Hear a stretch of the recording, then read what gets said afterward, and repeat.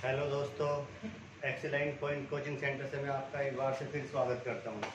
जैसे कि हम क्या पढ़ रहे हैं, मुगल वंश। और मुगल वंश में अब तक हमने क्या पढ़ा, बाबर, और बाबर के बाद किस तरीके से हुमायूं ने भारत पर शासन किया था।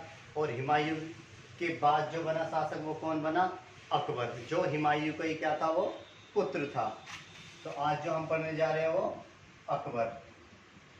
और अकबर एक किस तरीके से भारत पर शासन, अकबर ने किस तरीके से भारत पर शासन किया, और शासन के बाद किस तरीके से अकबर जो था, एक बता दें कि मुगल वंश का एक सबसे अनपढ़ व्यक्ति जो था वो अकबर ही था, क्योंकि इसके पिताजी कौन थे, वो हुमायूं। हुमायूं जैसे हुमायूं गद्दी पे बैठा हुआ था, आपको पता है इसी के समय में शेरशाह सूरी ने आक्रमण किया, और हुमायूं किस तरीके से दिल्ली की गद्दी छोड़ने पे क्या हो गया था, मजबूर हो गया था। और शेरशाह सूरी गद्दी पे बैठा, और 1556 ईस्वी में हुमायूं की मृत्यु हो गई थी। और मृत्यु होने के बाद में अब गद्दी पे कौन बैठेगा, अगला शासक, अकबर। और जैसे ही 1556 ईस्वी में जब हुमायूं की मृत्यु हो गई थी, मैंने बताया इसने एक दीन पनाह, एक पुस्तकालय भवन बनवाया, और उस पुस्तकालय भवन से क्या हो गई थी, इसकी गिरने के कारण इसकी मृत्यु हो गई थी। जब इसकी मृत्यु हुई, और मृत्यु होने के बाद ही उसी समय दिल्ली में एक हेमू नाम का एक व्यक्ति था। हेमू, इसका वास्तविक नाम जो था वो था हेमचंद्र। हेमचंद्र वैसे वैसे तो ये एक वैश्य था, वैश्य बनिया जाति से बनिया था। तो हुआ क्या, जब यहाँ पे 1556 ईस्वी में हुमायूं की मृत्यु हुई, मृत्यु से पहले जो हुमायूं था, सॉरी हेमू जो था, और हेमू जो था जो शेरशाह सूरी था, ये शेरशाह सूरी के साथ उसकी सेना में भर्ती था ये हेमू। क्योंकि जब बाबर ने भारत पर आक्रमण किया तो उस समय इसके दादा अच्छा व्यापार चलता था, और उस व्यापार को जो बाबर जैसे आए, बाबर ने क्या कर दिया, वो व्यापार बिल्कुल पूरी तरह से क्या कर दिया, वो बंद कर दिया। और बंद होने के कारण हुआ क्या, जब यहाँ पे हेमचंद्र को पता चला कि जो मुगल वंश है, और मुगल वंश ने क्या करा, हमारा व्यापार वो पूरी तरह से बंद कर दिया था, तो इसको किसी न किसी तरह से किससे बदले लेना था, मुगलों से। तो इसको देखते हुए ये किसकी सेना में भर्ती हो गया था, शेरशाह सूरी की, शेरशाह सूरी की। और 1545 ईस्वी में क्या हुआ, शेरशाह सूरी कालिंजर का किला था, उस पर क्या कर रहा था, बम का प्रयोग कर रहा था, एक्सपेरिमेंट कर रहा था, और वो बम वापस आके कहाँ गिरा, वो तोप खाने में गिर गया, और वहां पे क्या हो जाती है, शेरशाह सूरी की मृत्यु हो जाती है। तो इसी का ही एक पुत्र था आदिल शाह सूर। आदिल शाह सूर तो हुआ ही, जैसे शेरशाह सूरी की मृत्यु हुई, वहां पे छोटे छोटे शासक यहाँ गद्दी पे बैठे, और इसकी मृत्यु के बाद में, आज शेरशाह सूरी की मृत्यु में आदिल शाह सूर बैठा, और इसकी मृत्यु के बाद में ही इसको बुखार आया, और बुखार आने के बाद में तुरंत ही दिल्ली की गद्दी पर कौन बैठ गया था, वो हेमचंद्र। जैसे हेमचंद्र गद्दी पे बैठा, अब जो अकबर था, अकबर उस समय जो था वो रीवा में था, रीवा में। और रीवा में एक व्यक्ति था बैरम खां। बैरम खां वो क्या कर रहा था, अकबर को प्रशिक्षण दे रहा था, तलवार भाले चलाने सिखा रहा था। अब जो हेमचंद्र था, हेमचंद्र को जब पता चला यहाँ 1556 ईस्वी में जो हुमायूं की मृत्यु हुई, और मृत्यु होने के बाद में तुरंत ही दिल्ली की गद्दी पर कौन बैठ गया, वो हेमचंद्र, हेमू। जैसे हेमू गद्दी पे बैठा, और अब तक जो हेमू ने जो एक उपाधि धारण की, जिसको विक्रमादित्य कहते हैं, विक्रमादित्य। और अब तक टोटल 14 लोगों ने विक्रमादित्य की उपाधि धारण की थी। ये अंतिम व्यक्ति था जिसने विक्रमादित्य की उपाधि धारण की थी। तो हुआ यही, जैसे हुमायूं की मृत्यु हुई, और हुमायूं की मृत्यु होने के बाद में तुरंत ही कौन बैठे गद्दी पर, हेमू। हुमायूं की मृत्यु होने के बाद हुमायूं गद्दी पर बैठा। अब ये बात किसको पता चली, बैरम खां को। और बैरम खां किसको प्रशिक्षण दे रहा था, वो अकबर को, जो रीवा में मध्य प्रदेश में पड़ता है। अब वही यहाँ से दोनों प्लानिंग करके बैरम खां और अकबर किसके ऊपर आक्रमण करते थे, सीधा हेमू के। और जैसे हेमू के ऊपर आक्रमण करते हैं 1556 ईस्वी में,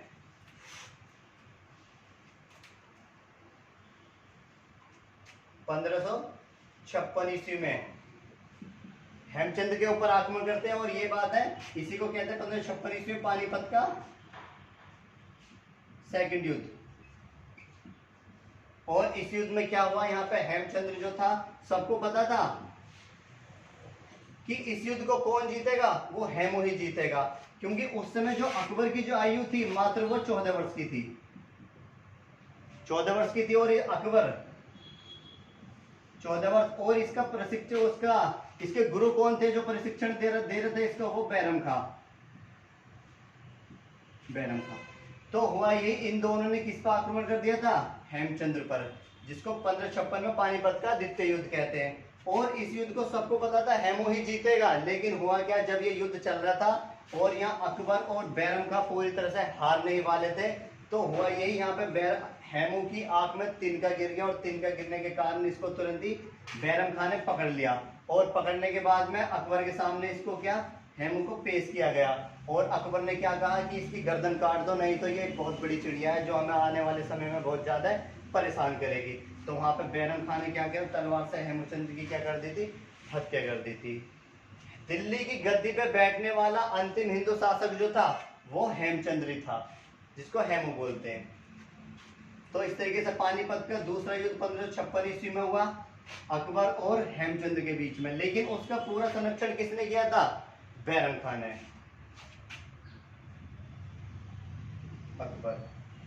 अकबर का जन्म 15 अक्टूबर 1542 ईस्वी को हुआ था, अमरकोट के राजा वीर साल के यहाँ पर। जब इसका जन्म हो गया तो इसके पिता कौन थे, हुमायूं।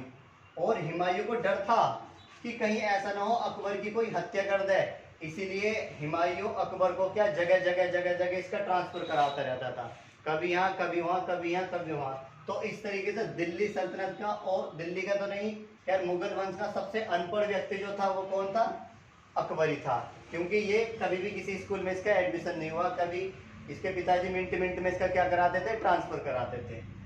तो हुआ यही, जब हेमू बैरम का गद्दी पे बैठा, दिल्ली की बैठना किसको चाहिए था, अकबर को बैठा कौन, बैरम खां, क्योंकि अकबर उस समय बहुत छोटा था और बच्चा था। तो इसको देखते हुए दिल्ली में एक माता रहती थी, दलाई माता।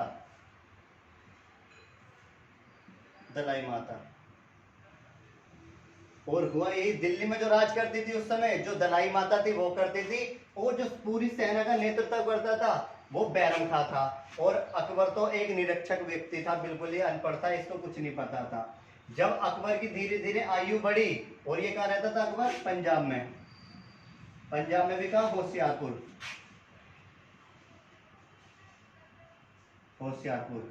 पंजाब में रहता था। तो जब अकबर धीरे धीरे बड़ा हुआ, और बड़ा होने के बाद में तो इसने जो बैरम खां और दलाई माता, ये दोनों कहाँ थे, दिल्ली में, बैरम खां ये दोनों दिल्ली में थे उस समय। तो अकबर कहाँ रहता था, पंजाब में। और पंजाब से ही अकबर को पता चला कि मेरे पिताजी ने, हुमायूं ने इतना संघर्ष किया, किस तरीके से वो पहाड़ियों में घूमते रहे, और किस तरीके से मेरा जन्म हुआ। तो मेरे पिताजी ने दिल्ली सल्तनत जीती है, तो क्यों ना मैं भी क्या करूँ, राजगद्दी पर जाकर बैठूं दिल्ली की। तो इसको देखते हुए अकबर कहाँ से चला, पंजाब से, कहाँ की तरफ, दिल्ली की। जैसे चला पंजाब से ही अकबर ने पत्र लिखा, किसके लिए, हेमचंद्र के लिए, कि चाचा मुझे आपकी बहुत आवश्यकता है। इसको चाचा बोलता था बैरम खां को अकबर, कि मुझे आपसे मिलना है, क्योंकि ये डरता भी था इससे बहुत ज्यादा है, इसलिए इनडायरेक्ट तरीके से अकबर ने पत्र लिखा। और बैरम खां तुरंत इसका पत्र पढ़ के सीधा तुरंत दिल्ली से कहाँ गया, वो पंजाब की तरफ। ये पंजाब गया बैरम खां, और पंजाब से जो अकबर था वो कहाँ पर आ गया, दिल्ली। जैसे ही दिल्ली आया यहाँ पर, अब हुआ क्या, यहाँ पर बैरम खां जो था कहाँ पहुंचा, पंजाब। और जैसे अकबर दिल्ली आया, और दिल्ली में कौन थी, दलाई माता, क्योंकि दलाई माता ने एक प्रथा चला रखी थी उस समय, हरम की प्रथा।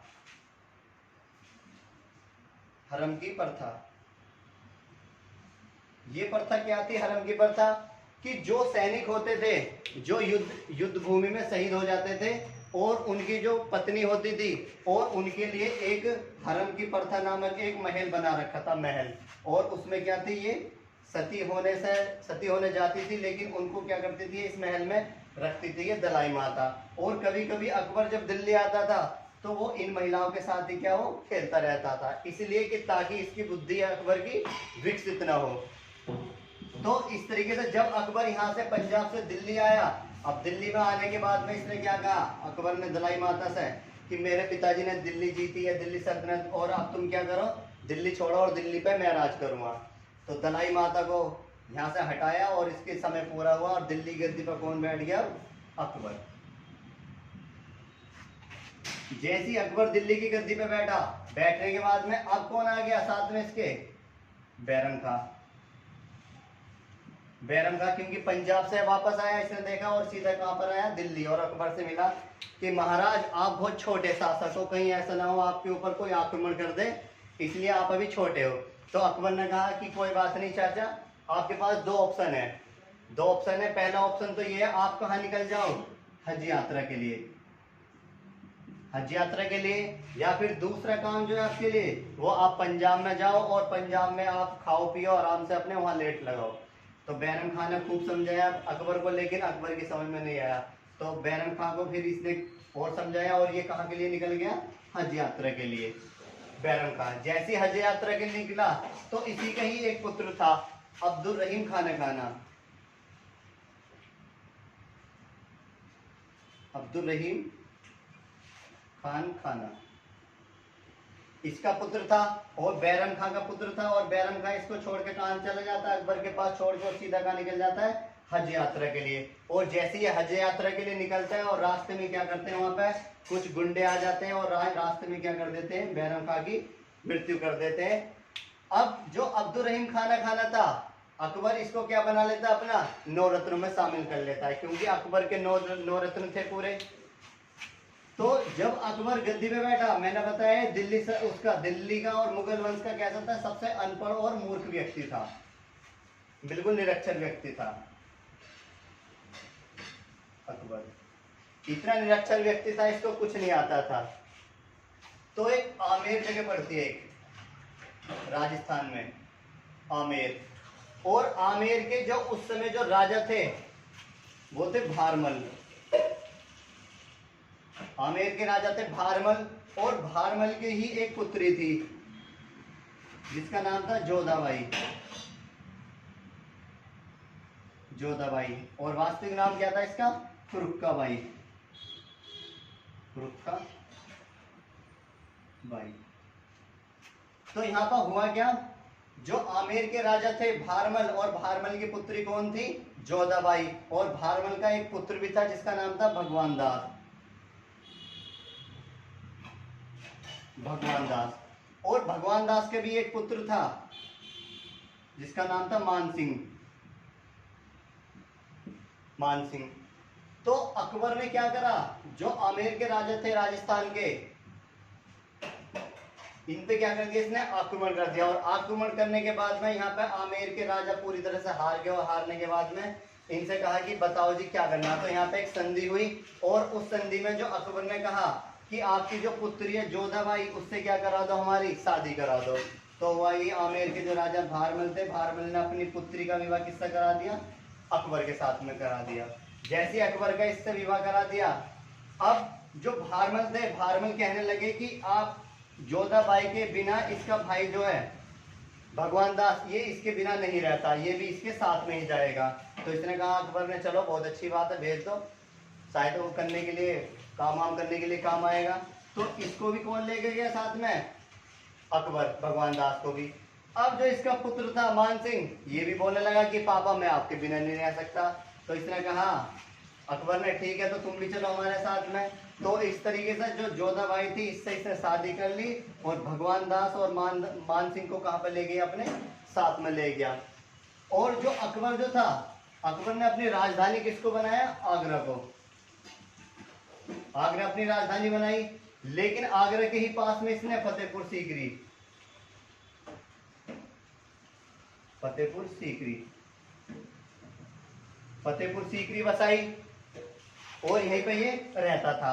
अब जो जोधाबाई थी, ये हिंदू परिवार से थी, और अकबर कैसा था, एक मुस्लिम धर्म का था। तो यहाँ पर हुआ क्या, यहाँ पे जोधाबाई इसको समझाती थी कि आपके पास बहुत पैसा है, बहुत धन है, लेकिन आप ये कर मत लिया करो, क्योंकि अकबर जो था, मैंने बताया आपको पीछे एक अकबर जो एक पीछे एक कर होता था जजिया कर, जजिया कर। और जजिया कर किससे लिया जाता था? हिंदुओं से। तो जो इसकी पत्नी थी जोधाबाई,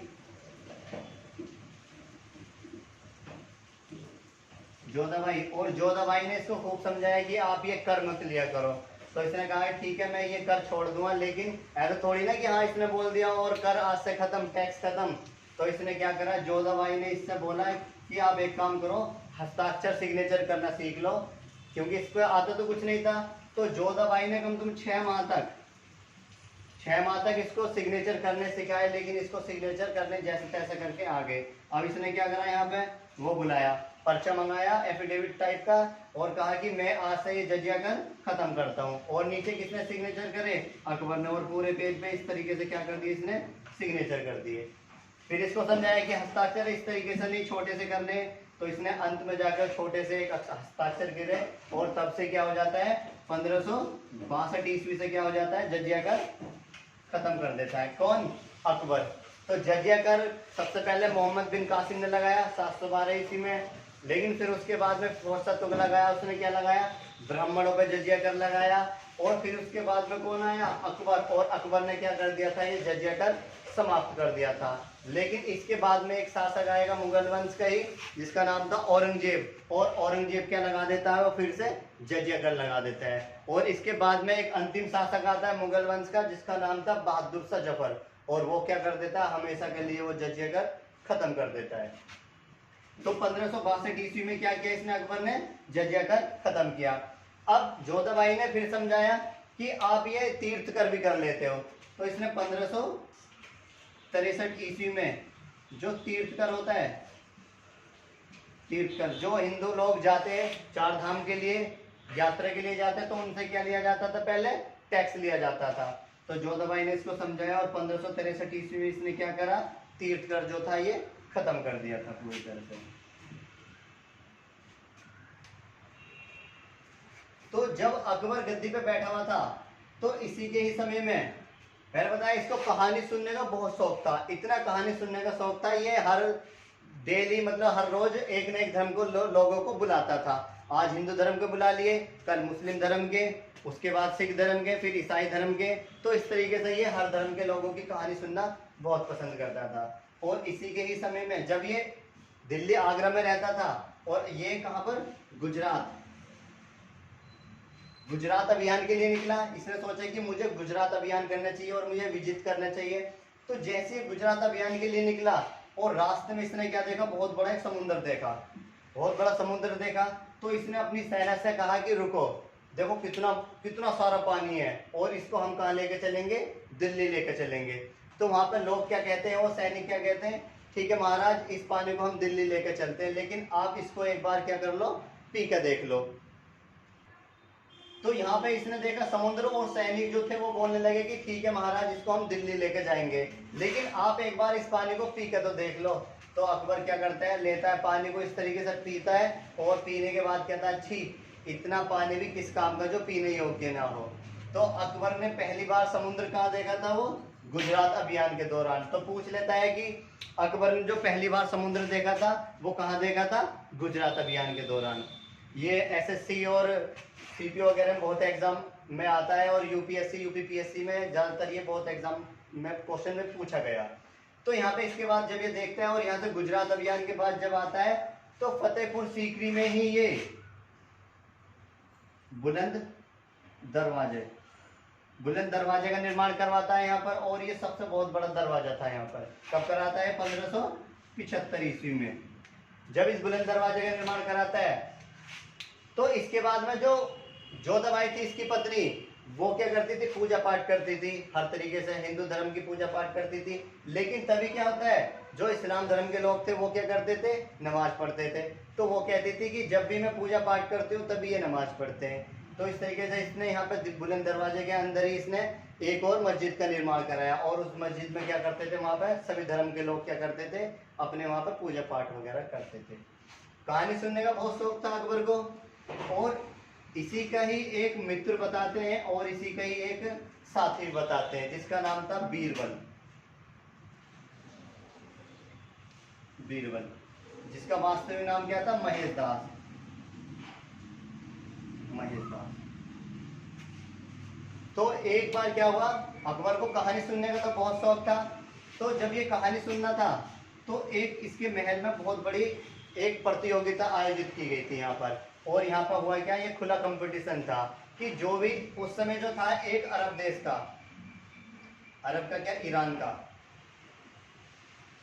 ईरान का एक व्यक्ति था आसिफ।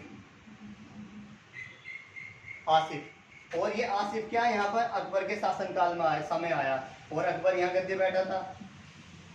इस तरीके से पूरी जनता बैठी हुई थी यहाँ पर। जब यहाँ बैठी हुई थी, अब जो आसिफ था, आसिफ ने कहा कि अगर कोई मेरी मातृभाषा बता दे तो मैं मान जाऊंगा कि हाँ तुम्हारे जो मुगल वंश है उसमें कोई पढ़ा लिखा भी है। तो ये अकबर को सुन के इसकी बात बड़ी अजीब लगी कि इसकी कोई मातृभाषा नहीं बता सकता, क्योंकि जो आसिफ था इसको 17 भाषाएं आती थी।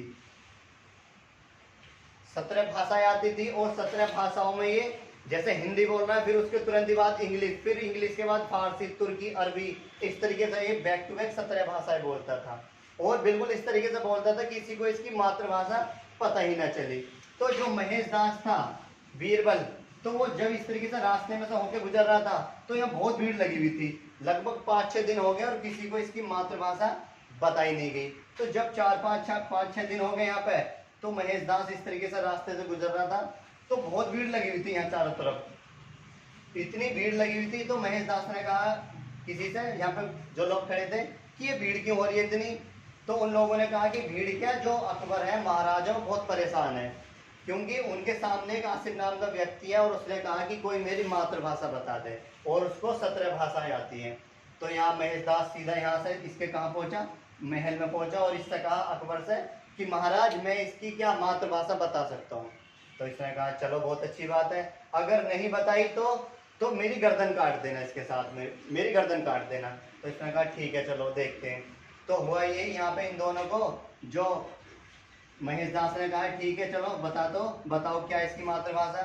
तो महेश दास ने कहा कि मुझे आज का टाइम दो और कल सवेरे 8 बजे मैं इसकी मातृभाषा बता दूंगा।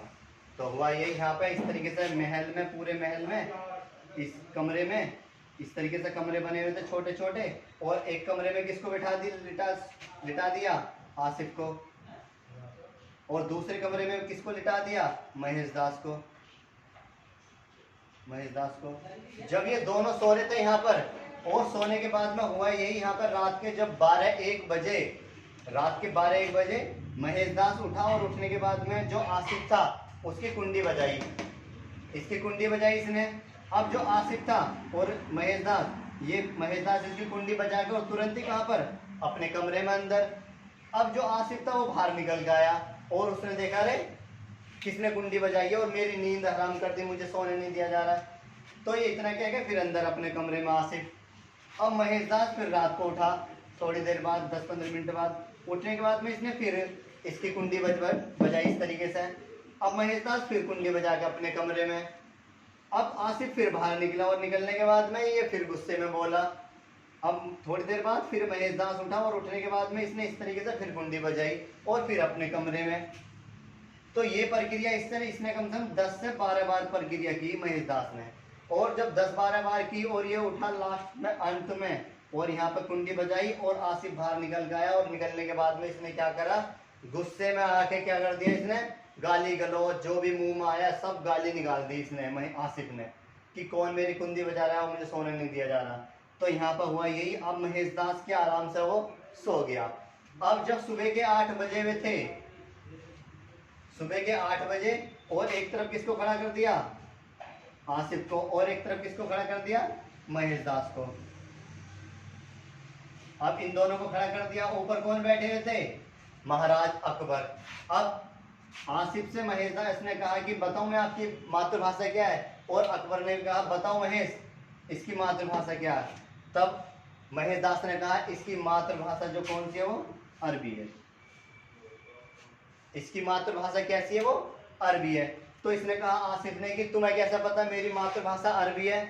तो इसने कहा महेशदास ने कि रात को जब तुम सो रहे थे तो तुम्हारी किसी ने कुंडी खटखटाई थी कि हाँ, और तुम्हें बहुत ज़्यादा परेशान किया था और तुम्हें सोने नहीं दिया पूरी रात।